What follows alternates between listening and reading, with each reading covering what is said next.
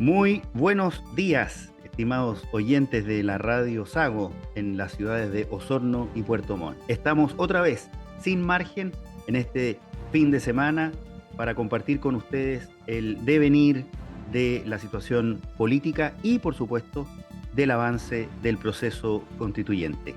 Les habla Lorenzo Miranda y me acompaña, como siempre, mi colega y amigo Miguel Ángel Araya.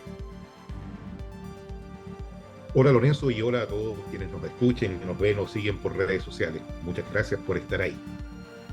Como todas las semanas, ustedes saben que esta conversación en esta primera mitad, ¿no es cierto?, en esta primera parte, es acompañado de un invitado y en este caso un invitado de mucha relevancia para nuestra región, para tanto la ciudad de Osorno como la región de los lagos completa, don Rabindranath Quinteros Lara, ex intendente, ex senador de la República. Un gusto tenerlo con nosotros, don Rabin.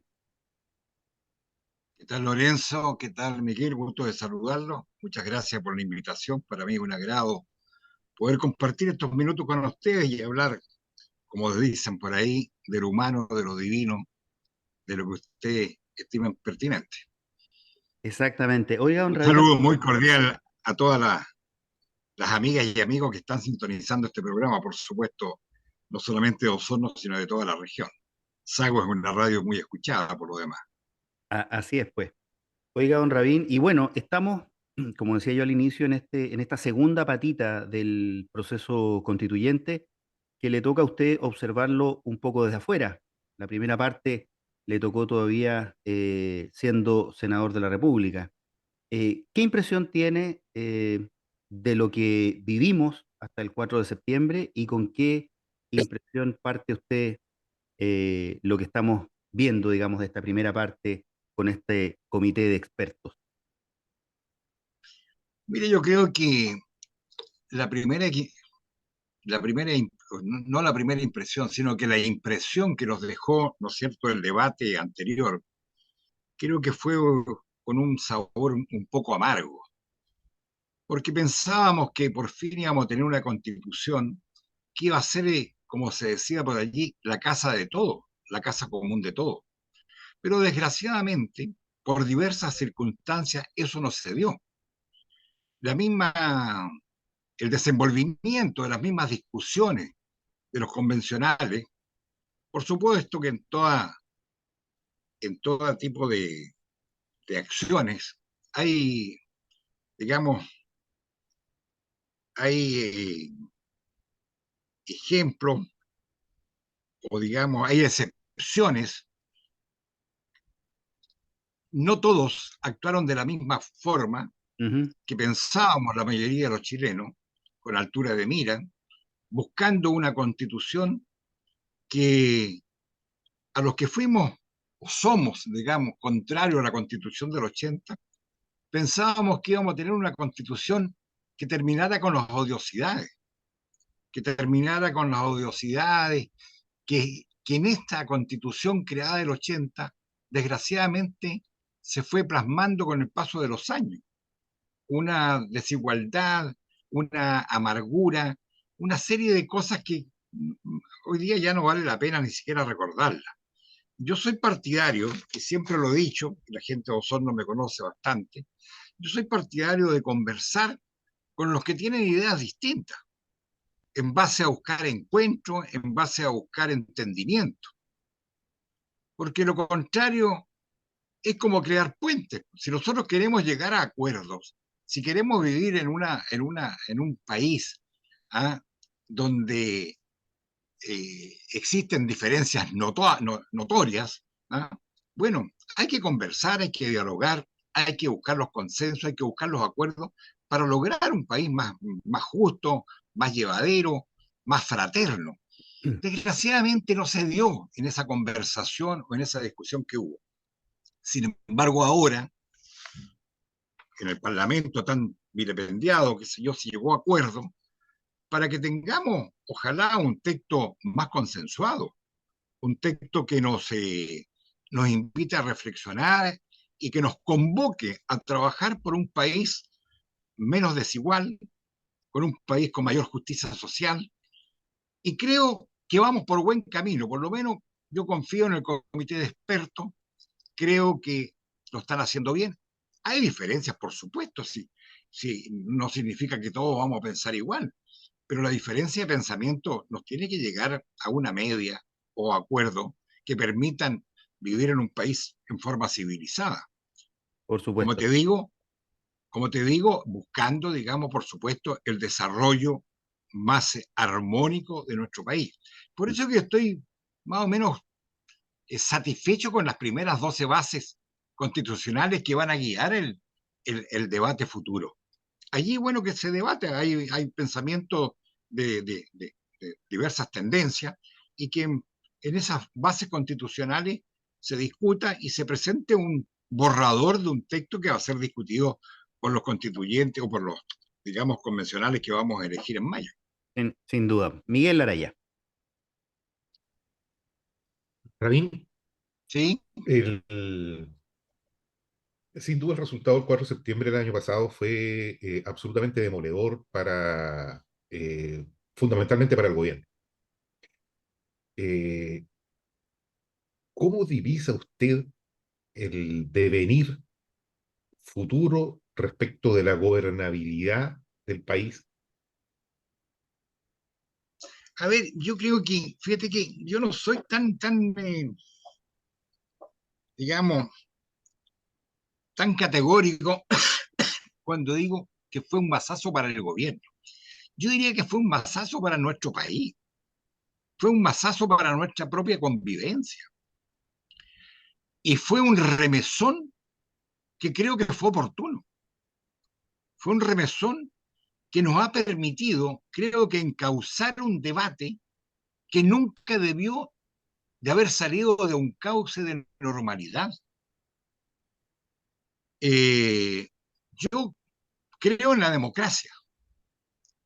Creo que la mejor forma de gobernar es en democracia.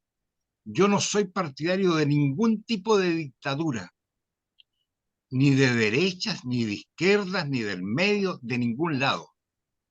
Creo que en democracia, por supuesto, podemos debatir, por eso que te decía al comienzo de esta conversación, que yo creo mucho en el diálogo, creo en los acuerdos, creo en buscar los consensos para poder desarrollar en buena forma este país.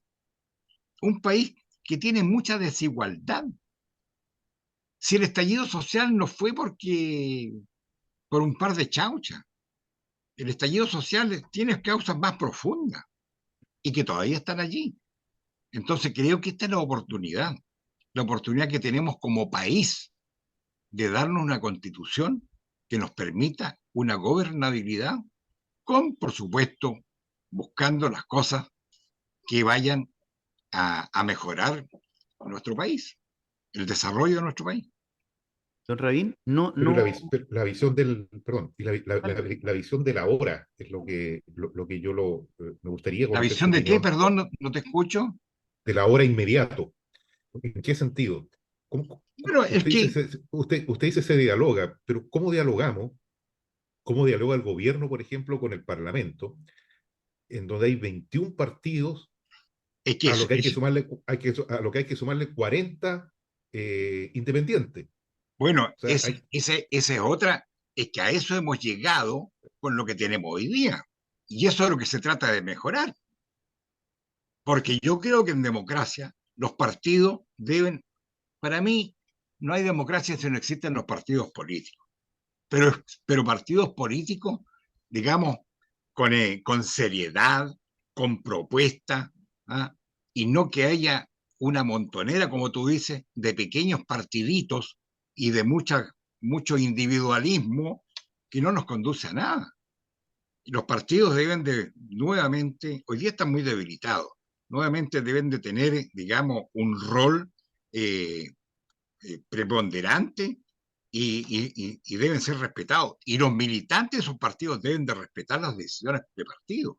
Yo no creo que una democracia pueda subsistir en buena forma con esta cantidad de mini partidos que tenemos en Chile. Sí, y en eso tú te encuentro toda la razón. Ahora, el diálogo, evidentemente, bueno, a golpe se va aprendiendo, dice por ahí la letra, ¿m?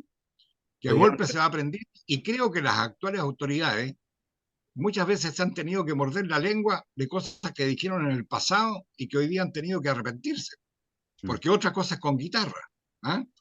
Hoy día Yes. ya los famosos 30 años que tanto denigraron, ¿ah? Hoy día tienen que reconocer que se avanzó en la medida de lo posible, como se dijo alguna vez. Y en la medida de lo posible se avanzaba no porque no se quisiera avanzar, sino porque no se daban las condiciones para avanzar con mayor rapidez. Había un Congreso, no nos olvidemos, con senadores designados que ya desaparecieron. Hoy día el Congreso está miti-miti, mitad de oposición y mitad de gobierno. Y en ese sentido, con mayor razón, hay que dialogar y no tratar de imponer. Ninguna de las dos fuerzas, ni de oposición ni de gobierno, tienen los votos suficientes para imponer las ideas de por sí. Don Rabín, ¿Sí? en los últimos días se ha notado, por así decirlo, una restauración conservadora, podría uno teorizar, ¿no es cierto? Después del estallido social, después del 4 de septiembre, y desde todos los partidos aparecen algunas señales en este sentido. Y pudiera ser, no me juego con esto, pero pudiera ser que el resultado para la derecha sea más favorable, algunos analistas así lo han señalado, que para la centroizquierda en la elección de mayo. ¿No teme usted que nos pueda pasar, teniendo aún confianza, ¿no es cierto?, en el proceso, pero que nos pueda pasar algo similar a lo que ocurrió con la elección de los convencionales constituyentes? Es decir, que al verse la derecha en mayoría, este diálogo que usted propone se imposibilite nuevamente y no seamos capaces de dar vuelta a la página y efectivamente construir una constitución que sea, por así decirlo, la casa de todos, como lo dijo usted. Mira, yo creo que si hay un poco de inteligencia, la lección se tiene que haber aprendido. Acá no es cosa de que el país se haya hecho más conservador. No, yo diría que el país ha tenido mayor sensatez, que es diferente. Acá este no es un país, a ver, yo pertenezco a un partido, todo el mundo sabe que pertenezco al Partido Socialista.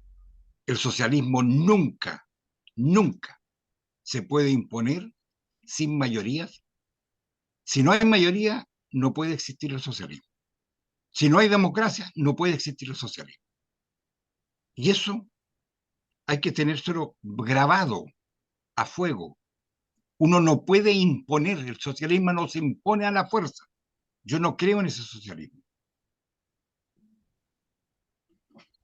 Estoy leyendo un libro que habla del capitalismo, que fue escrito por un médico y que dice la vigencia del socialismo y Marx tenía razón. Entonces hablaba muchas partes del capitalismo, lo que condujo a la sociedad, pero también las consecuencias que ese capitalismo exacerbado que hemos llevado nos ha traído esta tremenda desigualdad que tenemos. Entonces, lo que se dijo hace 2 siglos atrás cobra vigencia hoy día en muchos aspectos. Entonces yo creo que la gente que piensa que este país se transformó en conservador de la noche a la mañana está absolutamente equivocado. Si el chileno ni el 2% pertenece a partidos políticos, el chileno no tiene ideas, no tiene ideas de partidos así a rajatabla. Sino que también va auscultando lo que va sucediendo en el país. ¿Ustedes creen que los convencionales que proponían la serie de cosas que algunos propusieron en el debate pasado pensaban que iban a tener un rechazo tan abrumador? No, porque pensaban que con el estallido social querían hacer todo, ¿no es cierto? Aquí al revés, que no se equivoquen la gente de derecha que crea que puede hacer lo que se le ocurre. No es así. El chileno es más inteligente de lo que piensa. Miguel Araya. Don Rabín, la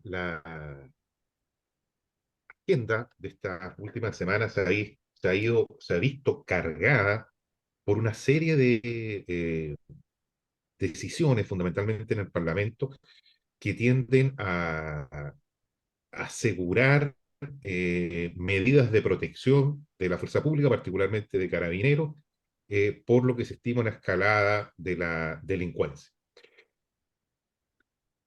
Vista su experiencia, que es bastante, digamos, pasando por la comuna acá en Puerto Montt, pasando antes por la Intendencia, luego en el Senado, ¿cuáles cree usted que son las claves para enfrentar hoy día la sensación de inseguridad de las personas? Bonita pregunta. A ver, eh, primero, sin orden no hay desarrollo ni crecimiento. Punto uno. Si nosotros como país queremos crecer, evidentemente tiene que haber orden. Y el orden público es fundamental. Evidentemente que la izquierda, y me incluyo, por supuesto, me incluyo, a veces mirábamos este asunto del orden público como de segunda categoría. Y fue un grave error. El orden público tiene que ser, tiene que respetarse y hacerse respetar. La gente más modesta es la que más sufre con la delincuencia. Y eso mucha gente de izquierda, me incluyo, por eso que lo decía, me incluyo, ah, no nos dábamos cuenta. Y a veces pensábamos que no, que eran cosas superfluas. Y no es así. Acá el gobierno, yo creo que las medidas que se están tomando, y fíjate que con acuerdo de la mayoría del Parlamento, son positivas. Yo estoy de acuerdo. Aquí este país, la delincuencia no puede seguir mandando en este país. No puede ser que a las 8 de la noche la gente tenga miedo de salir al centro de las ciudades. Es cosa de ver el centro en Santiago. Es cosa de ver acá en las grandes ciudades de las regiones cómo están los centros. Entonces, eso no puede existir. Yo creo que acá la autoridad tiene que hacerse valer y las policías tienen que darse el respaldo que necesitan y que nunca se debió de haber, digamos, permitido que se les pase a llevar. Por supuesto, con los respetos correspondientes que merece también la policía a las personas. Justamente en ese punto me quiero detener un segundo, don Rabín, y no con el ánimo de generar ninguna polémica, pero el senador Juan Luis Castro, y esta es una cosa que a uno le llama mucho la atención, ha hablado incluso de la posibilidad de establecer un estado de excepción en la región metropolitana. Eh, y un estado de excepción, dice él, en aquellas comunas que están más complicadas.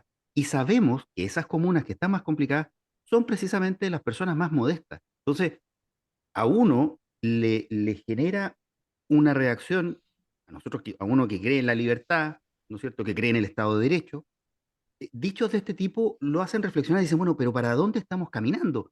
Porque creo yo, estoy convencido, de que hoy las herramientas que tiene la policía y el Poder Judicial y el Estado son más que suficientes. Incluso adelanto ya una conversación que tendremos en el segundo bloque, que yo no estoy de acuerdo con muchas de las cosas que se están legislando en este minuto en el Parlamento, pero pensar en un estado de excepción, chuta, ¿no le da a usted temor hacia dónde estamos avanzando?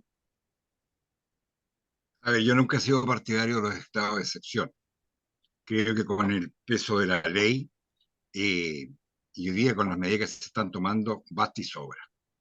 Nunca he estado de acuerdo con las medidas de excepción. Así que con lo que ha opinado o pide el senador Castro, no estoy de acuerdo. Don Miguel. Rabín, usted señalaba al inicio de esta conversación que otra cosa es con guitarra cuando se trata de gobernar. Usted, que es un muy buen ejecutor, ¿ha pensado nuevamente en volver a tocar la guitarra? ¿Usted quiere ser partícipe de esa orquesta?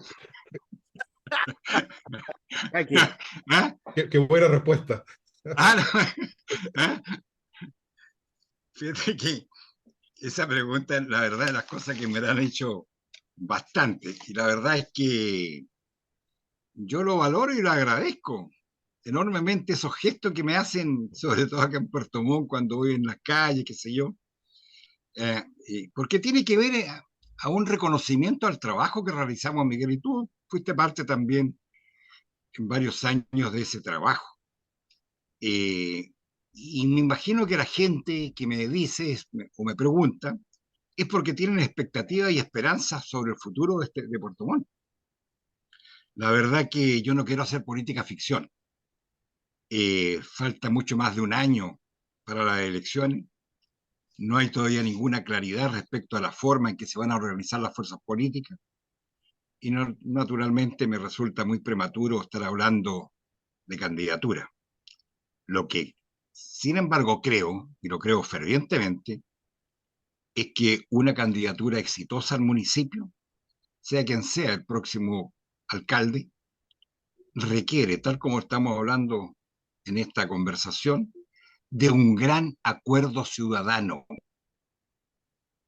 de un gran acuerdo ciudadano que permita realizar los cambios y las innovaciones, porque tú, me imagino que tú me estás preguntando por Puerto Montt, los cambios e innovaciones que Puerto Montt necesita. Oiga, don Rabín, usted ya... Porque nosotros nunca me han preguntado, nunca Sí, tampoco me han dicho nada, así que yo supongo que me lo preguntas por por Puerto Montt. Portilla. Sí. Oiga, pero entrando un poco en materia, sin perjuicio de que usted plantea, ¿no es cierto?, que todavía queda mucho para las elecciones, ¿qué cosas relevantes cree usted que la ciudad, esta pequeña metrópolis que estamos teniendo hoy día, ¿no es cierto?, requiere para los próximos años desde quien encabece el gobierno comunal? Mira, a ver, bueno, las cientos de conversaciones que uno tiene con la gente acá, eh, prevalecen varios temas. A ver, uno de los temas es que está la sensación que es posible recuperar el liderazgo regional y nacional que tuvo en algún momento Puerto Montt. Está presente la necesidad de ordenar el comercio ambulante, de mejorar el aseo de la ciudad, de avanzar en la seguridad pública que estábamos hablando. La seguridad pública se avanza no solamente con carabineros o detectives, ¿no? Se avanza con recuperación de espacio, con mayor iluminación, etcétera, etcétera. En renovar el transporte público o innovar en el transporte público. Ahí hay antiguas ideas y proyectos que quedaron en el tintero. Solucionar los problemas de tránsito, de la conectividad entre las terrazas, de recuperar el centro de la ciudad, el casco histórico, digamos, de valorizar la vida en los barrios. Fíjate que me consultaron a raíz de los 170 años que cumplió Puerto Montt. ¿Cómo me imaginaba yo a Puerto Montt al año 2050? Y yo la verdad que me imagino a Puerto Montt con un sistema de transporte público no contaminante, con funiculares, con ascensores, con tranvías, etcétera, etcétera. Me imagino a Puerto Montt en el año 2050 una ciudad no contaminante, con una bahía limpia, con aire puro, con capacidad para reducir drásticamente la producción de residuos, hablo de residuos domiciliarios, ¿Mm? en la que el turismo de verdad sea una actividad central que conviva sin ningún contratiempo con otras actividades productivas, con una oferta de servicios. Puerto Montt es una ciudad de servicios, una ciudad terminal de terminal aéreo, terminal portuario, terminal terrestre. Entonces tiene que dar mejor calidad en los servicios. Don Rabín, Pero si antes que esto, todo esto, con esto termino, antes que todo esto que te estoy hablando, lo primero que hay que hacer es elevar el estado de ánimo de los habitantes de esta ciudad. mm, oiga, si esto se diera, lo más probable es que al futuro alcalde lo encuentre un proceso de actualización del plan regulador de la ciudad no concluido, un proceso que está más o menos del año 2016 avanzando, ha tenido un retroceso, eh, se volvió a retomar y ahora se detuvo nuevamente producto de la solicitud de declaratoria de más o menos 1.400 hectáreas de humedales en la ciudad, requerido por el propio municipio. ¿Ha tenido oportunidad a lo mejor de revisar eso y tiene alguna idea de hacia dónde debiera caminar, si este plan regulador está bien orientado, si debiera volver a lo mejor a conversarse con la comunidad, con este gran acuerdo ciudadano al que usted se refiere? Nos quedan 3 minutitos. Yo creo que sí. Fíjate que antes decíamos que los planos reguladores eran para 20 o 30 años. Yo creo que hoy día eso ya no puede ser. Los planos reguladores tienen que irse actualizando, yo diría, cada 4 o 5 años. Esta ciudad, fíjate que ha crecido en forma superlativa. Yo recuerdo el año 90 cuando llegué acá, bueno, eran ciento y tantos mil habitantes, hoy día estamos cercanos a los 300.000. Entonces, los problemas de hace, perdón, el Puerto Montt de hace 20 o 30 años es muy diferente al Puerto Montt de hoy día. Entonces, los planos reguladores que yo creo que tienen que irse actualizando cada 4 o 5 años, no cada 20 años. Y evidentemente, con la presión que hay inmobiliaria, con la presión que hay por más viviendas, etcétera, etcétera, evidentemente que hay que conversar nuevamente, hay que hablar con la ciudadanía y preguntar. Miguel Araya, nos quedan 3 minutos a todo reventar. Yo creo que fue poco tiempo para desarrollar otro tema. Así que por mi parte solamente agradecer a don Rabín por la disponibilidad. Este espacio es un medio para contribuir a la información de la ciudadanía respecto del proceso constituyente y particularmente también del proceso político. Así que siempre es bueno escuchar una voz de bastante experiencia. Mucho éxito en todos sus proyectos futuros, don Rabín. No, al contrario, muchas gracias a usted. Pero ya que tú metiste este temita, Miguel, yo te quiero decir una cosa y que seguramente me lo has escuchado en más de una oportunidad. Los liderazgos no se alcanzan solo con discursos, se logra con ideas innovadoras, se logra con inversión, se logra con capital humano talentoso en las direcciones o qué sé yo, cuando uno quiere hacer algo, con capacidad de adelantarse a los hechos y sobre todo, con lo que les dije al comienzo, porque creo mucho en eso, con un gran acuerdo social, que sirva, que ese acuerdo social sirva, tal como lo decía Lorenzo, en este plano regulador, que ese acuerdo social sirva de sustento para todo lo que se desea construir. Muchísimas Muchas gracias. Así gracias debe por, ser, así debe muchas ser. gracias por la invitación. No, Gracias a usted, don Rabín, por contestar mi ingenua pregunta. muchas gracias a usted, don Rabín. Y nosotros aquí en Radio Sago, después de esta entretenidísima conversación, vamos a una pausa y volvemos sin margen. Estamos de regreso aquí sin margen. Nos acompañó en el primer bloque el ex senador, ex intendente, ex alcalde de Puerto Montt, don Rabindranath Quintero, y colocó algunas ideas interesantes respecto de este proceso, algunas que obviamente comparto. Eh, y sin embargo hay una parte con la que no concuerdo, ¿no es cierto? Y es esta visión, o donde trató, digamos, de quitarle presión, por así decirlo, al momento que se está viviendo, Miguel, que es un momento muy extraño desde todo punto de vista, tanto para la coalición gobernante eh, como para los partidos también de centro y de derecha, que yo creo que les va a costar saber dónde ubicarse, atendido lo que está sucediendo.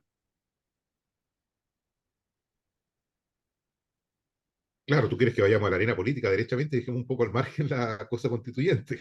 No, no, no. O sea, me parece, mira, esta semana no es mucho lo que ha ocurrido. Sí hay un tema importante de tratar a propósito de lo constituyente, que es el debate que se ha estado produciendo, en mi opinión, en la comisión más relevante, que es la Comisión de Derechos, ¿no es cierto?, a propósito del Estado Social y Democrático de Derecho, pero me parece que hay cuestiones que son bastante más importantes porque ha habido una aceleración de un proceso que históricamente resulta esperable, ¿no es cierto?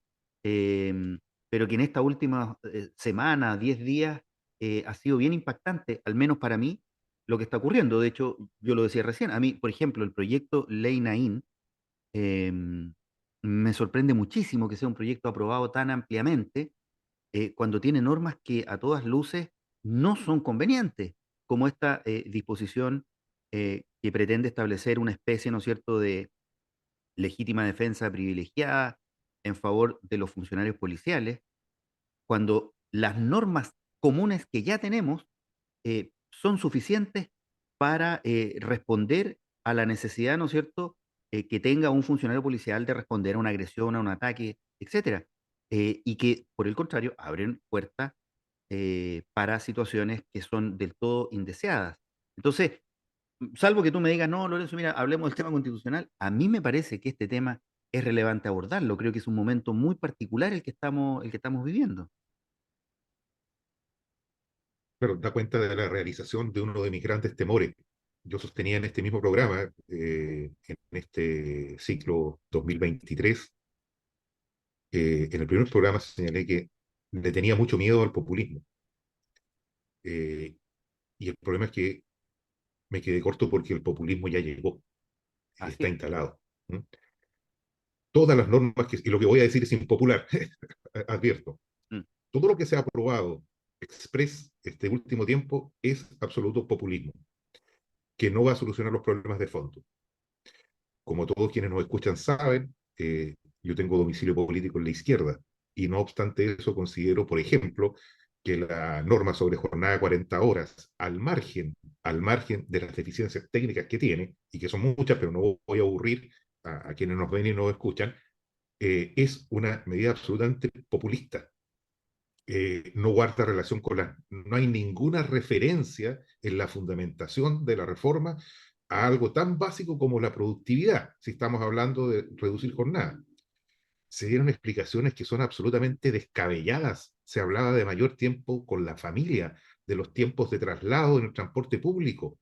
Eso no es un problema de jornada laboral. ¿Sí? ¿Cómo va a fundar eso una jornada laboral? eh, si estamos pensando en los traslados, mejoremos el transporte público, veamos los planes reguladores, como lo decía recién, por ejemplo, don Rabín, pero no podemos reducir jornadas por esa causal, con esa motivación, sin mirar siquiera, ni estudiar, ni analizar en un minuto qué va a pasar con la productividad. Reitero, idéntica cosa pasa con estas normas sobre proteger, sobre esta idea de proteger a carabineros. Sorprende la cantidad de populismo. No, las decisiones se toman, como se dijo durante la semana, para ser aplaudidos los matinales de los canales de la televisión abierta. ¿M? Pero la clase política no tiene la seriedad que se requiere para enfrentar estos problemas.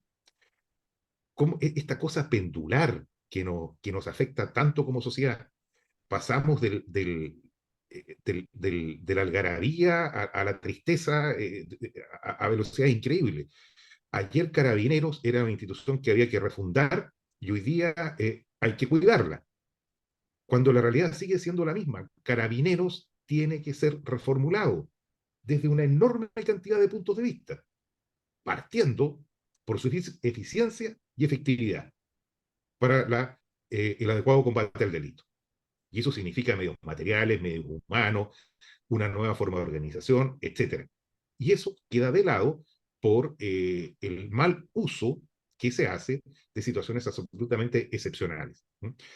Al no existir, insisto, y con esto termino, una mirada de largo plazo para todas las políticas públicas, va a seguir reinando el populismo y no vamos a avanzar. No va a existir el orden que muy atinadamente reclamaba Rabin para poder progresar. mm.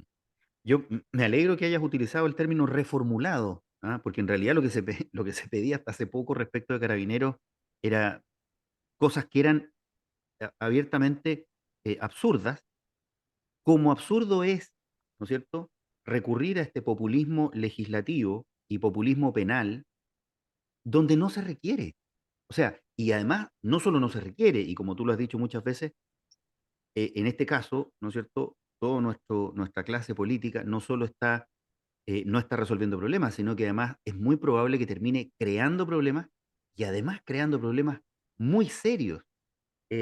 Para que los auditores entiendan, nuestra legislación hoy comprende normas de excepción de responsabilidad penal en, para la totalidad, ni siquiera para la gran mayoría, para la totalidad de aquellas situaciones en las cuales Carabineros y las policías y cualquier ciudadano, ¿ah?, se ve en la necesidad de recurrir al uso de la fuerza.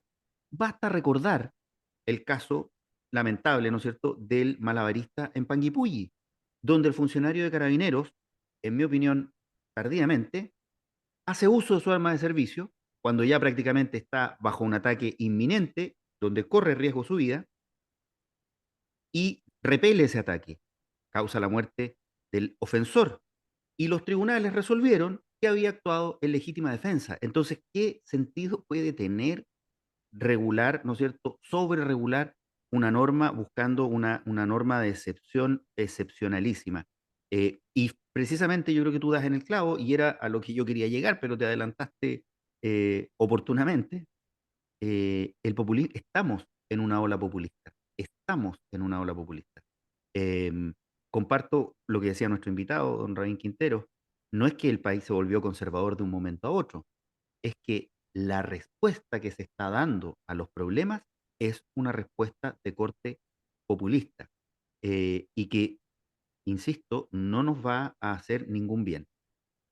Y el proceso, ¿no es cierto?, de inducción a este populismo puede llevarnos a terminar con liderazgos del tipo Bukele, del tipo, se me fue el nombre del presidente de Brasil, saliente, em, o del tipo Trump, donde haber eh, instaurado normas que dejen espacio a actuaciones arbitrarias de parte del poder del Estado, que es el más poderoso entre los poderosos, como he dicho yo varias veces en este programa, es tremendamente riesgoso. Claro, el problema es que no sabemos si tenemos una clase política a la altura de ponerle freno a esta situación. Por ejemplo,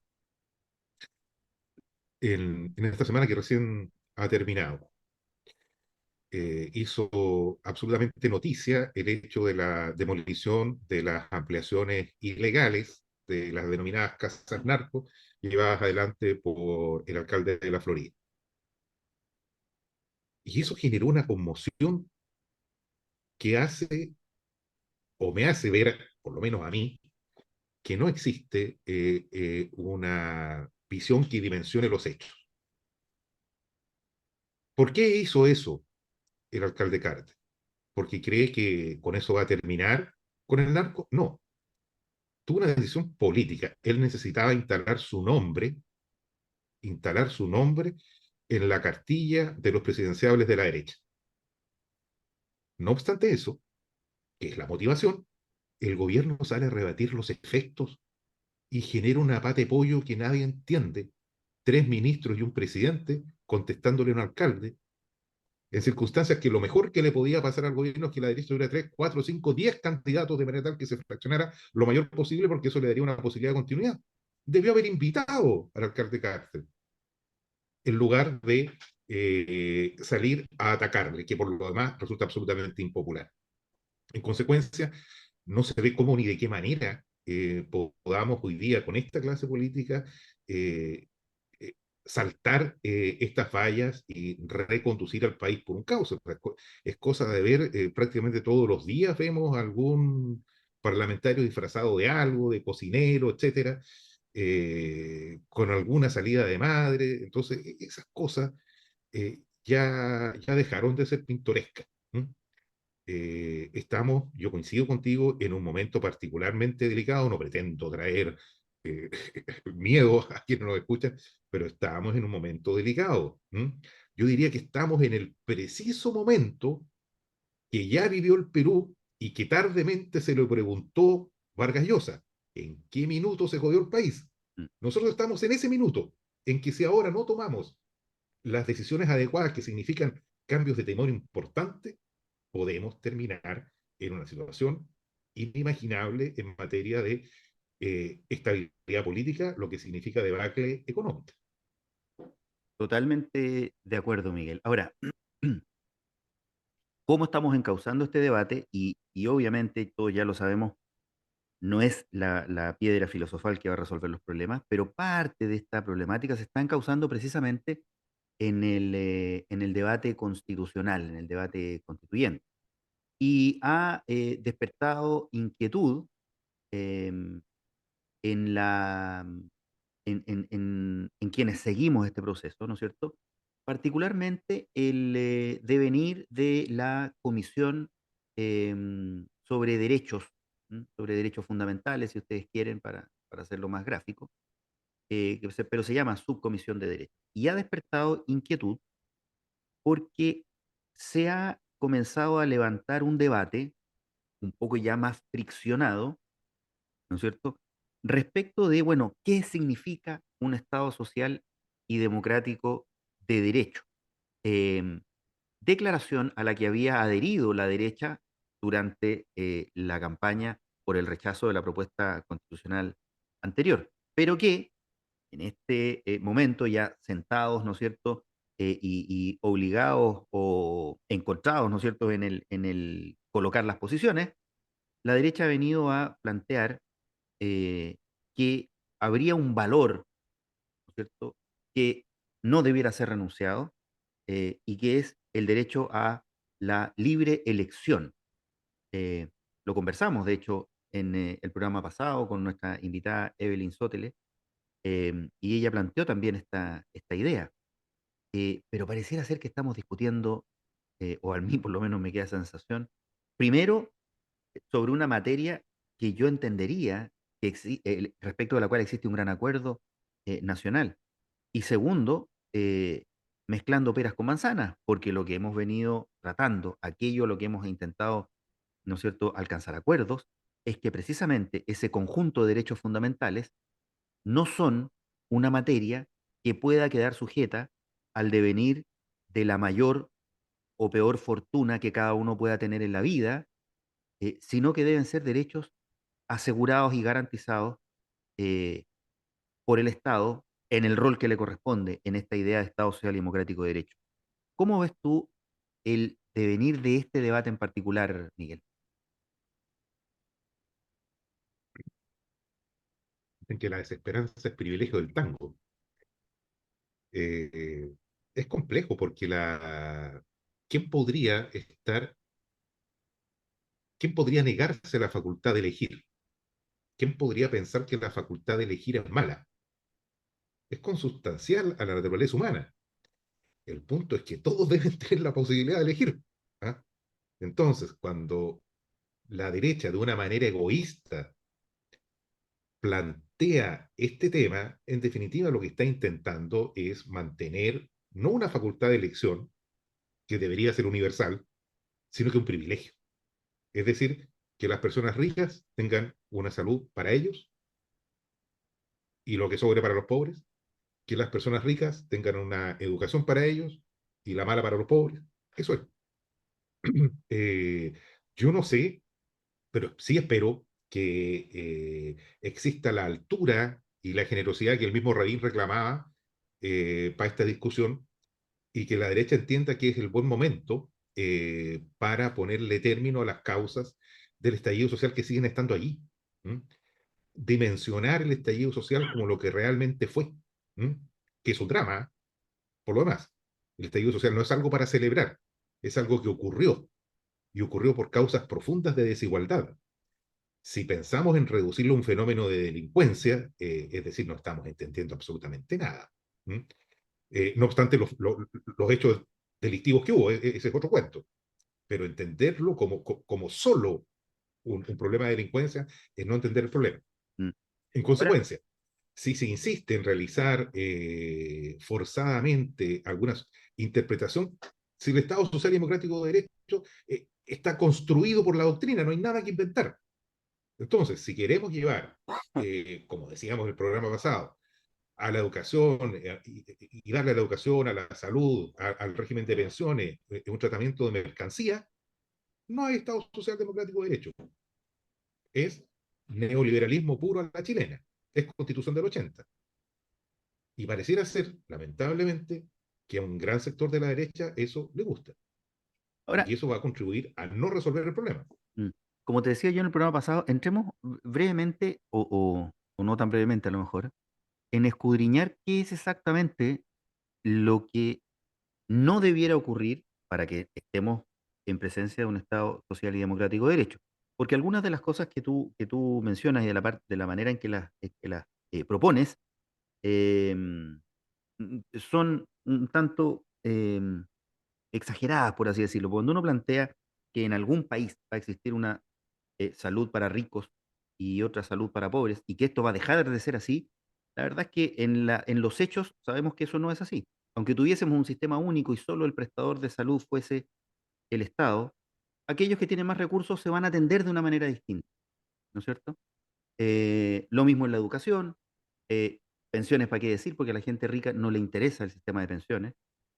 Em, entonces, ¿de qué manera yo debiera encauzar esta conversación, discusión, ¿no es cierto? Para poder decir, mira, vamos a encontrarnos entre aquellos que creen que es más importante tener un modelo en el cual quien puede elige, ¿no es cierto? Y los que no pueden, bueno, los atiende el Estado, que es más o menos la fórmula que tenemos hoy día, y quienes creen todo lo contrario, que a todos debiera atendernos el Estado y que nadie debiera poder elegir nada.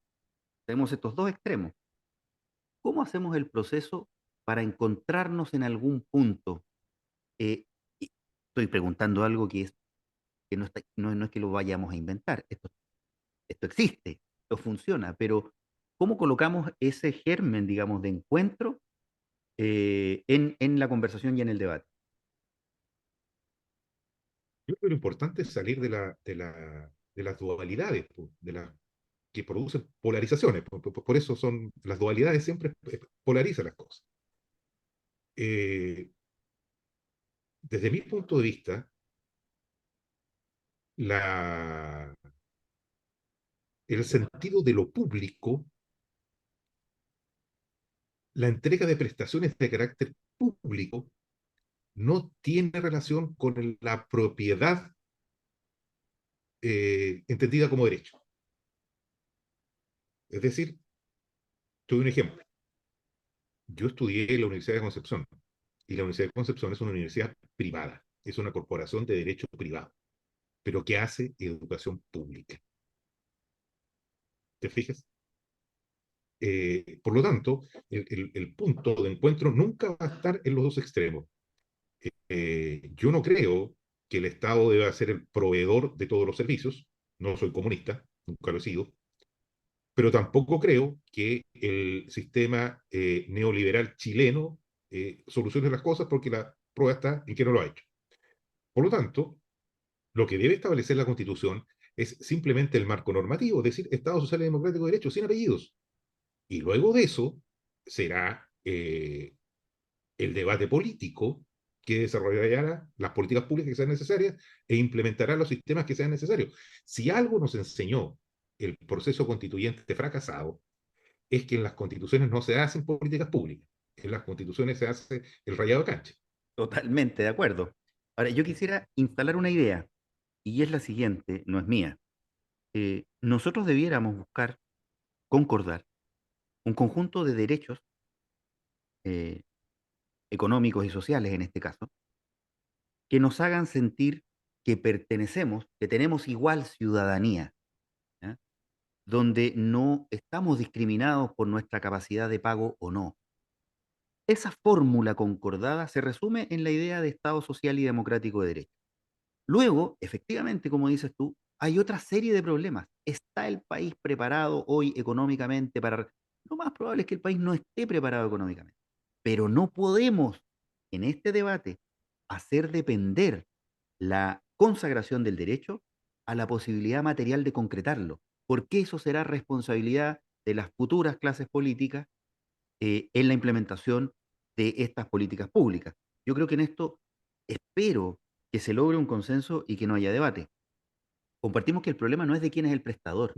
Este es un problema que está en un piso bastante más arriba de quién, respecto de quién presta el servicio. Eh, y el ejemplo canadiense, a propósito de lo mismo, es bastante importante. En Canadá no hay prestadores de servicio públicos, son todos prestadores privados. Y eso no quiere decir que la provisión y el aseguramiento de la provisión de salud esté entregada a los privados como, señalas tú, como si fuera una mercancía. ¿Ah? Es una cuestión que está en un plano distinto. Ojalá que se alcance acuerdo en ese sentido, porque si no, como también señalas y yo comparto con eso, no vamos a ir avanzado un metro.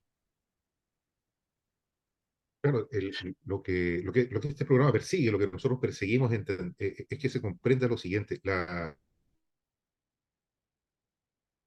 el ser humano se asocia para cuidarse. Es fundamentalmente un ser gregario y esa obligación de cuidado tiene que ver no solamente con lo que pasa con nuestros ancianos, con nuestros enfermos o enfermas, sino también, por ejemplo, con el derecho a la integridad física, es decir, la delincuencia, que es un tema tan gravitante hoy día. Son todas obligaciones de cuidado. Para eso nos asociamos como comunidad, para cuidarnos entre todos. Por lo tanto, eh, no- lo razonable sería avanzar en ese sentido. Mm, El punto es si tenemos una clase política capaz de avanzar en ese sentido. sí. Las preocupaciones son entendibles algunas, ¿ah? En la conversación del día a día uno dice, bueno, oye, pero tengamos un sistema de salud único, ¿no es cierto? Insisto, que no tiene que ver con el hecho de que no hayan prestadores privados, que no puedan haber seguros de segundo nivel, etcétera. Eh, pero, pero tengamos un sistema único al que pertenezcamos todos, que nos ayude a utilizar de manera más eficiente los recursos, etcétera. Y las preocupaciones son bastante obvias. La gente dice, mira, es que el sistema público es malo, y esta es la respuesta. Pero es una respuesta que surge frente a una realidad que hay que torcer y que hay que corregir y que tenemos que trabajar para precisamente para poder corregirla. Y quiero hacer hincapié en un vicio que hemos adquirido muchos de nosotros, quienes tenemos la fortuna de estar los sistemas de salud privados de las ISAPRE. Nosotros estamos convencidos de que podemos ir a una clínica, comprar un bono y que nos atienda el especialista que a nosotros se nos antoje, como si esto fuese ir al mall y comprarse un par de zapatos. Y la administración de los escasos recursos de todo el sistema integrado de salud no puede depender de una decisión de consumo de un paciente. Y esto es sorprendente porque yo me atrevería a pensar que prácticamente, o son muy pocos los países en el mundo, no me atrevo a decir cuál, que funcionen con esta lógica. Y esto no quiere decir que un ciudadano que tiene los recursos no pueda levantarse en la mañana e ir a la clínica privada y atenderse con el especialista que quiera. Estamos hablando del sistema de seguridad social relativo a la salud. Si yo tengo ISAPRE, estoy usando parte de los recursos que el sistema modeló, ¿no es cierto? Eh, y por lo tanto, esta forma de proceder eh, es claramente un vicio, insisto, que genera una expectativa que es equivocada. Lo razonable será que funcionemos como funcionan los países desarrollados, donde uno tiene un médico de cabecera, o el médico de familia, o el GC, o como se le quiera llamar, eh, y quienes me atiende y me dice, bueno, ahora lo vamos a derivar al, al especialista, con la oportunidad y con la calidad que se requiera en cada caso. Y ahí tenemos un problema porque a mí me parece que la ciudadanía no está sintonizada o no se ha dado cuenta o no nos hemos percatado, digamos, de esta distorsión en la que operamos hoy día. Es decir, el que no se sintoniza es la clase política, porque, por ejemplo, respecto a este mismo punto que tú mencionas, eh, la derecha no ha hecho nada más que defender el modelo de las ISAPRES en circunstancias que los propios clientes de las ISAPRES están absolutamente insatisfechos con la ISAPRE y las tienen reventadas a juicio porque la ISAPRE le hace trampa. ¿Te fijas? Entonces, lo que se hace es cuidarle el bolsillo a los dueños de la ISAPRE en lugar de bregar por la realización efectiva de los derechos de los asociados, incluso a ese sistema privado. Bueno, efectivamente.